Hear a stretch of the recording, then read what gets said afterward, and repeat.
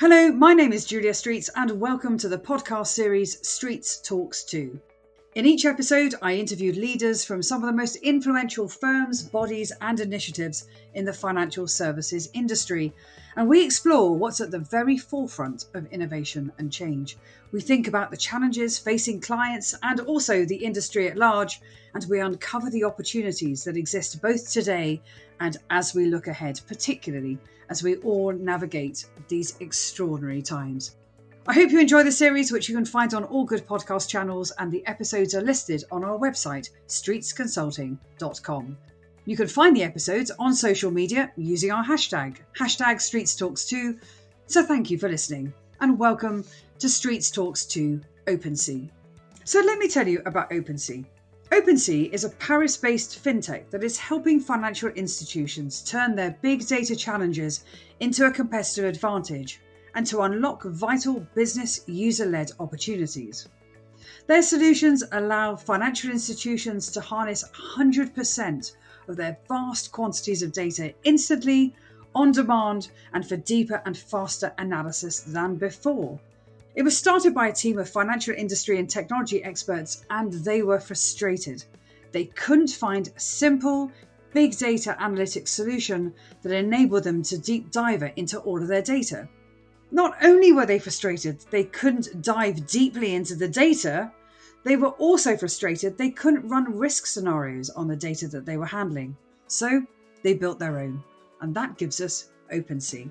I'll explain this a little bit further. So it opens up access to big data sets, and by that I mean terabytes of data. And they give banks, asset managers, other financial institutions the analytical tools for regulatory reporting, risk management, operational efficiencies, and business development. So I'm delighted today to be joined by two guests. Our first guest is Stéphane Rio, who is the CEO and the founder. It's his second startup. His first was SwapStream, which was acquired by the CME. Now, he has a dual technical and financial background and is an expert in the investment banking sector. And during his 25 years of experience, Stéphane has led teams of derivatives traders, he's managed multi-billion portfolios, he's participated in corporate and divisional restructuring, and he's also been a consultant and a senior advisor to Bain Consulting and a FinTech private equity fund. So, Stéphane, wonderful to have your company today. Thank you, Julia. I'm delighted to be here with you today and having this discussion. I'm really looking forward to getting into the discussion because there's so much, and sort of reflecting on your biography with your business and your technical. I think there's a lot in there we're going to be exploring for sure. Now, joining Stéphane today is Julie Louvrier, who is the Senior Sales Executive at Opensee. She covers clients both in London and Paris and started her journey in FinTech some 20 years ago, co-founding a consulting boutique company in London, delivering tech services to investment banks and asset managers. Now, after her company was sold, Julie shifted from services to software, where she specialised in data solutions for finance. And before joining Opensee, she worked as a sales manager in EMEA for data aggregation solutions, and subsequently as the head of business development for an AI-based dark data structuring software firm. So, Julie, welcome to the show. It's great to have you here. Thank you very much. Good morning, Julia, and thank you for welcoming us today. It's a pleasure. It's a pleasure. Now, I'm really excited about this. Everybody's talking about data. Everybody's talking about the complexities and the opportunities. So I'm really keen to get into it. But if you'll forgive me, I don't want to get into what you do just yet. I'm really keen to hear about what's keeping your clients awake at night. Stéphane, can I come to you first of all? I guess I won't surprise you. Regulation is going to be the major topic for our clients. And if something is not making them, is keeping them awake, is really this. It's more and more complex. Some are just coming from the financial crisis that are over 10 years ago, but still in implementation phase. And these regulators are asking more and more transparency. They're aware there's more data available. So they are requesting access to more and more granular information and traceable information. But the good news is there are also other topics which are probably more business driven that I think some people are very concerned about and are working day to day on. It is how to gain a competitive advantage from this new data driven world. And that's really the world we love. I think both help on one side for the regulation topics, but also go one step forward and transform that into a competitive advantage. The story basically started with the availability of huge amount of storage. People have invested a lot in storing their information. It could be risk information, liquidity data information, trade and market data. Uh, but once you have done that, you are really looking forward to say how I'm going to be more intelligent with all this data, how I am going to give it to the people that can make use of it, and how I'm going to answer my regulatory demands because now I have no excuse. I have all this information. But storing is not enough. The challenge to bring it to the final user, business user, who is not an IT, who doesn't want to go into very, very complex ways to access the information. The complexity and the difficulty to have data at the required quality, to exploit it at scale. You're not talking anymore about what kind of be done in an Excel spreadsheet with a few thousand lines. You're talking about millions, hundreds of millions, hundreds of billions, thousands of billions sometimes of data, and still not exploding your IT budget, hardware budget, and all that in a quick way, in an interactive way, in a real-time way. It's not about clicking a button, going for dinner or going for a night and having the information after. So the challenge is really accessing all the information easily for business users, interactively, real time. That's not an easy equation. And Julie, when you're out and about in the industry talking to your clients right the way across the EMEA and probably beyond as well, do these topics come up, and are there any others? Yes, of course. I fully agree with what Stefan just said. And to me, beyond the need for real time that Stefan just mentioned, I think there is a need to go fast, to understand fast, and to act fast for our client. That means that our clients today, they can't afford a project. They know when it starts, but they don't know when it finishes. They need to accelerate what we call the time to market, and they need to reduce the risk also they're taking whenever they start a project. It means, in the end, ultimately, they need solutions up and running really in a matter of a few weeks, with also commitment on delivery, while their environment, as you know, is extremely complex and growing more and more complex. So clearly what we see is this notable growing demand for package solution. And if I take an example, let's talk about best execution or TCA. Our clients, whether they're asset managers or brokers, they tell us that now they have this big pressure both from the regulator and the market to take the execution to the next step. What does it mean for them? It means that not only they need to get this real-time analytics that Stefan just mentioned, they can't make decisions based on data from the day before, but they also need to be able to deliver better services to their clients in a matter of a few weeks. So this strong competition on the market is really accelerating the need for immediacy, if I can say. And it's no different for banks, really. We just mentioned regulation, and you certainly know that now finance is among the world's most heavily regulated industry, believe it or not. And so for them, it's really paramount to be able to comply in a very swift manner. So again, it's all about fast time to market, and I think this is where the challenges are really for our clients. Yes, and when I think about all the conversations we've been having at Trade Tech or Fixed Income Leaders Summit or any of the derivatives or commodity trading conferences, these topics come up time and time and time again, and everybody's challenged by them. And there's a real sense of immediacy, but there's also a sense of the need for addressing the regulatory obligations, the legal and the compliance perspective as well. So thank you for your opening thoughts. I suppose my next natural question is, how do you help clients? What do you do to solve for those challenges you've just outlined there? Well, yeah, I think this is directly linked to what I just mentioned. Until now, our client really, they had to compromise. They had to choose between this ready-to-use solution, but which were actually black boxes where they couldn't change a single line of code, and platforms that had a promise of flexibility, but which were actually extremely long, difficult, complex to implement, if not impossible. And I think really OpenSea bring the best of both worlds.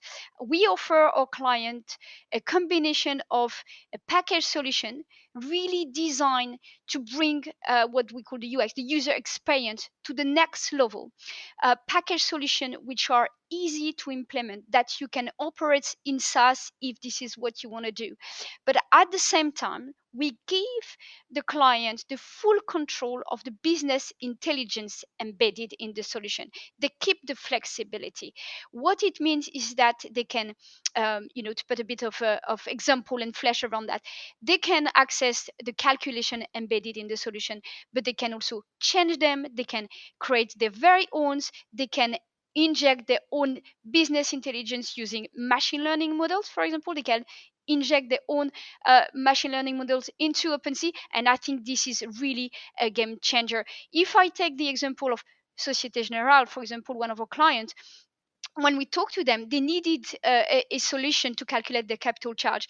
They had, of course, system to store the data. They had, of course, system to compute risk indicators, but they were completely missing the flexibility to navigate through them and to enrich them. And I think this is where really we're a game changer.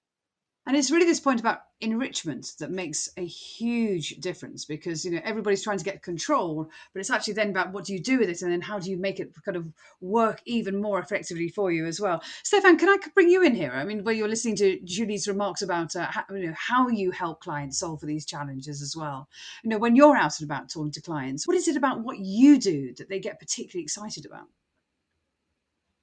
Julie has really focused on the result. What do we bring, what the client sees, and we are here to hide all the complexity. Well, we get into some of the discussion with IT, with engineers, etc., and we do a demo and we explain what we do.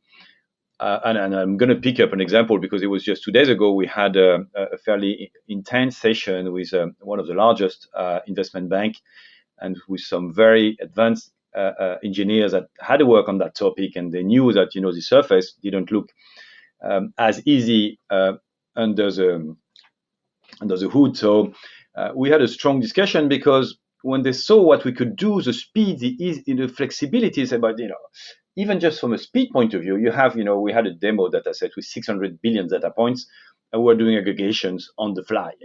You're defying the laws of physics. It's something that you are tricking here, and I'd like to understand. And I think to understand that, we need to go back to how we were born and our DNA. We really started with business issues that we wanted to solve, and started to build a solution. You mentioned it, I think, in the introduction, and we wanted to build something we could not find. So we really built everything from the ground up, knowing the end goal. And then on the way, knowing the challenges, we really, and did it several times, in fact, in a loop, optimize every single step. So when you know the end game and you're really paying attention to details, that's how basically you lose the noise around and this kind of wasted time on the computation, etc. And that's how we managed to do something which is super fast. You're really talking aggregating data, billions of data, hundreds of billions of data in a matter of a second or two. And you are making that super easy, so that Julie, when she's talking to the end users, they don't need to know about all that. We know we're not talking about how we did that. But of course, we have this discussion as well with engineers who want to kind of check whether what we are saying is there is some reality behind. So this combination of being fully focused on the usage and at the same time being deep experts on the underlying technology, which allows to make this usage easy, I think is really where we help our clients and where we differentiate massively. And I return to my opening remarks when I was sort of reading your biography, which is it's unusual in this industry to find a blend of somebody who's very strong on the data and the analytics side, and also have the use case experience, because in the middle of that, everybody's trying to get simplicity from the complexity. So is that your experience? Is that fair? Yes, I think everybody recognizes that, whether it's the deep technology firms, based in Silicon Valley or somewhere else, they're very generic. They are building and they are coming and saying, it can sort everything. The reality is more complex. It's going to apply well to some use cases, not to others. More importantly, it's going to be hard to implement because they won't talk the same language with their clients. If you get a pure tech guy, addressing a CRO or an head of execution or a compliance guy, they're not talking the same language. How can they get there? And even in the firms themselves, in financial institutions, sometimes the IT department and the business, they have a hard time to talk the same language. This language is very particular, and if you don't get to fully understand the end goal, it's very hard to really implement the right thing. And as Julie was saying earlier, we live in probably the most highly regulated industry. So the fundaments of the language are based in regulation. So let me ask you a question I ask all our guests. It's a slightly odd one, but it is. I'm always really intrigued to know about sort of people's favourite piece of regulation. Stéphane, can I come to you first of all? Yes, thank you for this interesting question. And I'm maybe going to be a bit provocative because I just said earlier on that our clients, are kept awake at night because of regulation. And now I'm going to say, well, I love all regulation because it's good for our business. We help our clients to solve their regulation. So from a pure selfish point of view, I would say that. More concretely, I think it's important to know that these regulations are becoming more and more standardized, which I think is good for the industry, helps to compare notes, compare results, and certainly helps to implement the same models everywhere. So that's what we have done. We implement models which are readily available for our users. It's embedded in our product. And maybe to answer more precisely your question, what I really like is when regulation and business steering marries well together, that they have the same goal. And I will take the example of best execution. It's about, from a regulatory point of view, being able to demonstrate you did well after the fact. And for that, you need to analyze what you did and provide a report. But if you go deeper into that, the next question should be, how do I improve next time? And I think all that is based on the data. You're going to analyze what you did, how it went, how it could have gone better. And you're going to infer this information into your decision-making process before the trade next time. And that's going to be a very virtuous circle from something that maybe was driven initially by regulation, but ultimately it is going to improve the way you do your business, and everybody benefits from that. And I hear a lot of people talking about they're wanting to be able to do that. This be able to drive the data through this iterative cycle of insight and improvement and intelligence in order to unlock opportunity as well as address the regulatory detail as well. I mean, Julie, let me ask you the same question. Your favorite piece of regulation, please. Well, yes, that's a tough one because regulation is barely a word that I use with favorite, usually speaking. But I was listening to Stéphane and how to thought about it, and actually there is one in my view which is very exciting, which is the ESG regulation. Every regulation is around the ESG. Some people will probably say that it won't change the world and it's all about greenwashing, but to me, and sorry if that sounds a little bit cheesy, but it brings a new dimension to finance. We're talking about climate, we're talking about diversity and inclusion, which is something very close to my heart, into the picture, and it gives a sense to what we do and the way we do it. And ESG is still under progress, of course, but I think it's developing awareness and a raise in more ethical, sustainable investment, and that's very interesting. It will have a long lasting impact. And of course, if I look at it from the vendor and technology perspective, it's also very exciting because it triggers many huge challenges. Today, our clients are wondering where they're going to find the data if it exists yet, how they're going to monitor ESG, how they're going to run climate stress testing, for example, how they're going to combine fragmented data both from physical data set and financial data set, for example, just to name a few of the challenges. So I think that's very interesting. Wonderful. It's been a fantastic conversation. And really, in such a short period of time, we've covered so much from the high level industry challenges right the way through into how OpenSea helps clients address those, and then into some very specific pieces of regulation that exist today, and then also kind of a sense of pathway as we go ahead. And I really hope the listeners are enjoying this conversation as much as I am. I'm Julia Streets. This is Streets Talks to OpenSea. And just to give you a sense of how you can find these podcasts, the entire series is available on streetsconsulting.com, and you can find us on social media using the Streets Talks 2 hashtag.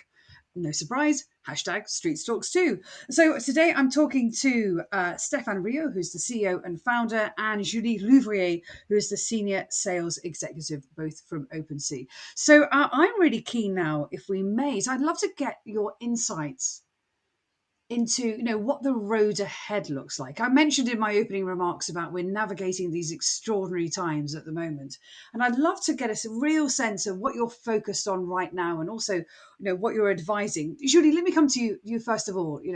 Share your thoughts about what you think the future holds. Yes. Well, thank you. Finally, your question about regulation was a good one. It's a good transition.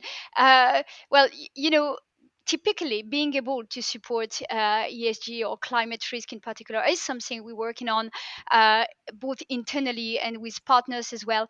But usually speaking, I would say being able to support all new regulation, including those we don't know yet, is our strategy. It's one of our promises, really. For us, regulation like ESG or any other is just a transposition of data, like financial data to physical data, for example.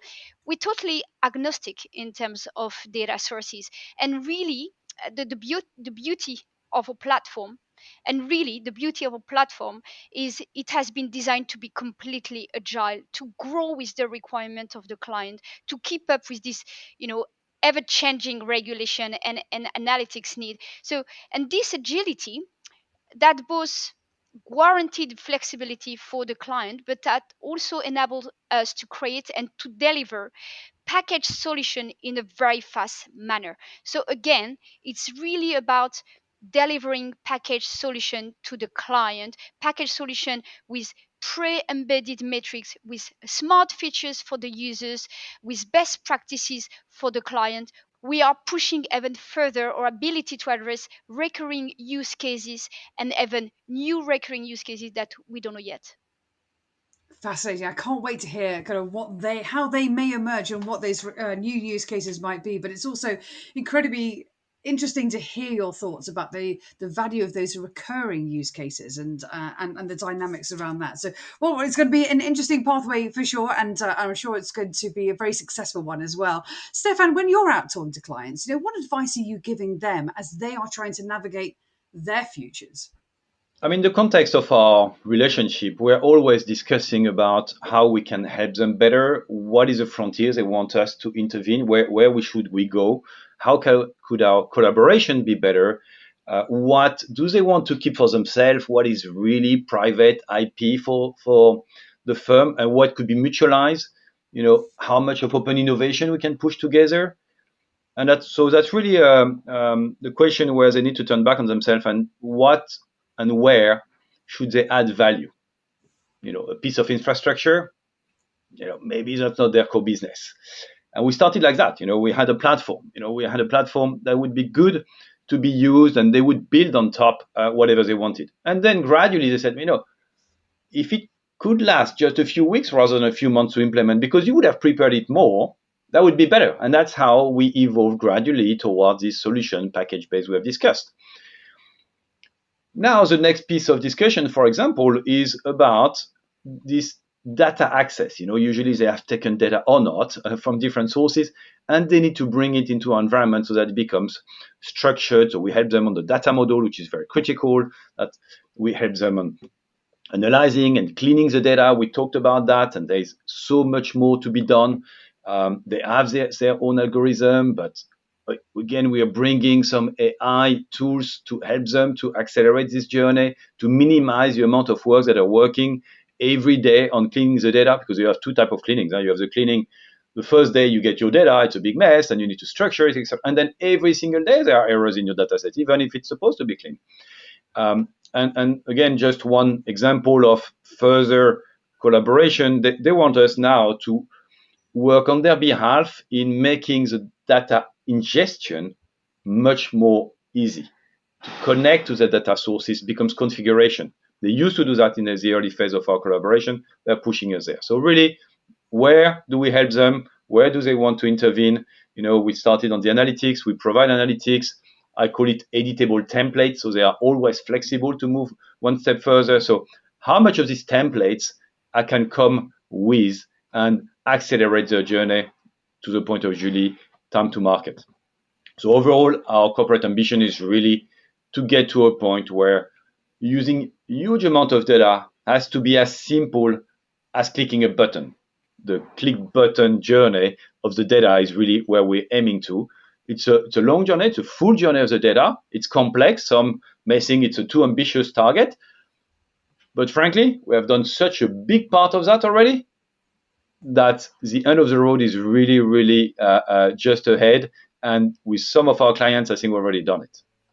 Amazing. The click button journey of data. I love that. What a great way to close out the show. And I think it's going to be certainly a very interesting pathway ahead for Opensee. And it's wonderful to hear not only your insights about what's keeping your clients awake at night, how you're helping address them, insights into your favorite pieces of regulation, and then also looking ahead a little in some of the dynamics we can anticipate, but also the ambition of your clients to get to this point of simplicity, the click button of data. I love that. Stéphane Rio, thank you so much for joining us today. It's been great to have your company.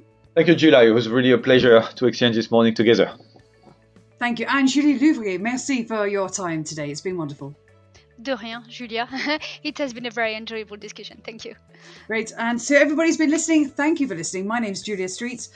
Today, Streets talks to Opensee. I hope you've enjoyed the conversation as much as I have. And if you need to find out where they are, their website is Opensee, and that's Opensee, which is SEE, opensee.io. You can find them, of course, on Twitter and on LinkedIn. And I'm sure they would love to hear from you. I've been Julia Streets. Thanks again for listening. This episode of StreetsTalksTo was produced by me, Rasham Roberts, on behalf of Streets Consulting Limited. Streets Consulting is a business development, marketing and communications consultancy that's focused on helping fintechs from the smallest startup companies to some of the world's largest global organizations. Everybody's trying to innovate and everybody's trying to grow. And you can find this episode on streetsconsulting.com and using the hashtag StreetsTalksTo. We can also be found on LinkedIn and on Twitter at Streets Consult. Thanks for listening.